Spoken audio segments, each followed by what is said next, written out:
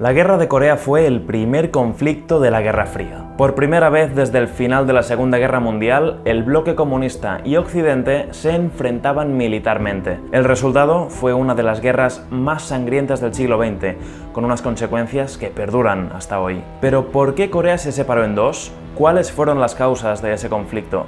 ¿Y qué papel jugó Estados Unidos? Para entenderlo hay que dar un paso atrás.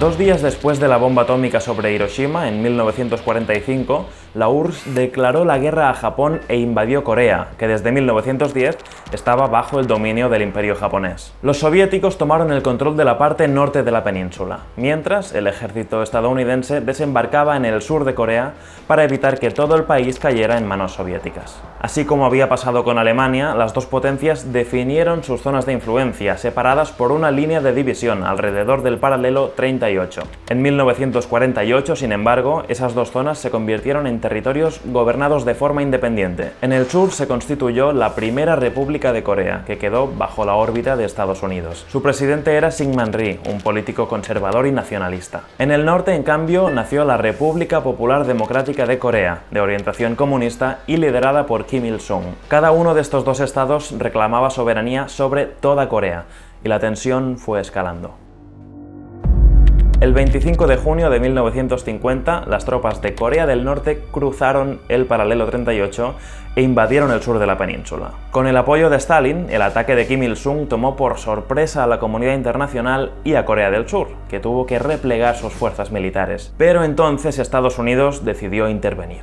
Hay que recordar que el mundo se encontraba en plena Guerra Fría entre el occidente capitalista y el este comunista. La República Popular China, proclamada por Mao Zedong en el 49, se convirtió pronto en un gran aliado de Corea del Norte, y lo sigue siendo aún hoy. El presidente estadounidense de aquel momento, Harry Truman, quería evitar cualquier intento de expansión del comunismo, como ocurrió luego en Cuba y Vietnam. A Truman le preocupaba que si el comunismo conseguía dominar Corea, el siguiente país en caer sería Japón, que era muy importante para el comercio estadounidense. Así que con la autorización de Naciones Unidas, las tropas de Estados Unidos y de otros 15 países, entre ellos Colombia, desembarcaron en Corea en septiembre de 1950.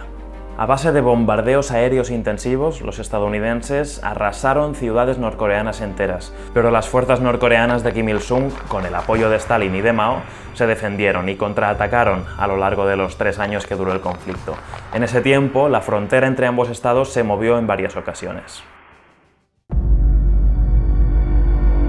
Murieron más de 3 millones de personas, entre ellos al menos 2 millones de civiles.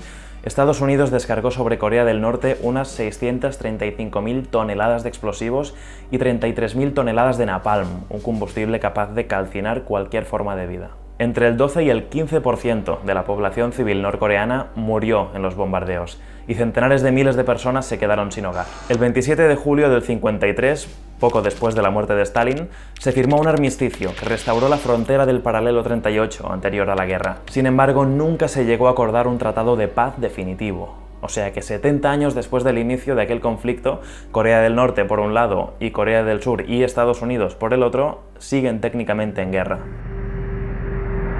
Una vez terminado el conflicto en el 53, la situación fue distinta en ambas Coreas. En el sur, Syngman Rhee gobernó de forma autoritaria hasta 1960. En los años siguientes se alternaron gobiernos democráticos y regímenes militares, hasta que a finales de los 80 se consolidó la democracia.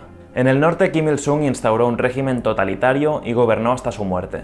Le sucedió su hijo, Kim Jong-il, y después de su muerte, su nieto, el actual presidente Kim Jong-un. La dinastía Kim impuso un sistema basado en la filosofía Juche, es decir, un régimen comunista adaptado a la cultura coreana, con un ejército enorme y una economía que no contempla la propiedad privada. Pero este sistema entró en profunda crisis después de la caída de la Unión Soviética. En los años siguientes, su aislamiento, una tremenda hambruna y las sanciones internacionales por su programa nuclear empeoraron la situación del país. Corea del Sur, en cambio, impulsó su economía a partir de los años 80 y la orientó hacia la producción industrial y tecnológica, y así se convirtió en uno de los llamados tigres asiáticos, junto con Singapur, Taiwán y Hong Kong. En los últimos 30 años, los ciudadanos surcoreanos triplicaron su riqueza, mientras que los norcoreanos siguen estando entre los países más pobres de Asia, según algunas estimaciones estadounidenses. Las relaciones entre las dos Coreas han sido tensas durante años. Desde finales de los 90 hubo intentos de acercamiento y de cooperación sin mucho éxito. Tampoco han dado resultado los numerosos encuentros internacionales para disuadir a Corea del Norte de su programa nuclear a cambio de ayuda económica. El país liderado por Kim Jong-un mantiene vivo aún hoy día el recuerdo de los ataques aéreos estadounidenses durante la guerra para justificar la necesidad de desarrollar un arsenal nuclear. La comunidad internacional, en cambio, teme que esas armas en manos de un régimen no democrático como el norcoreano sean una amenaza global. En abril de 2018, los presidentes de las dos Coreas, Kim Jong-un y Moon Jae-in, firmaron un acuerdo para transformar el armisticio del 53 en un tratado de paz con la cooperación de Estados Unidos y de China. Pero en la práctica no ha tenido efectos palpables hasta el momento. 70 años después del comienzo de la Guerra de Corea, centenares de miles de familias coreanas aún viven separadas por el paralelo 38. Esa frontera sigue siendo una de las más militarizadas del mundo y una de las últimas herencias de la Guerra Fría. Los historiadores calculan que durante la guerra el líder chino Mao Zedong envió a Corea del Norte 2 millones de soldados. Entre ellos se encontraba su hijo mayor, Mao Anjing, quien murió durante un bombardeo estadounidense. Cuando Mao fue informado de la pérdida, declaró: "En la guerra hay sacrificios, sin sacrificios no habrá victoria".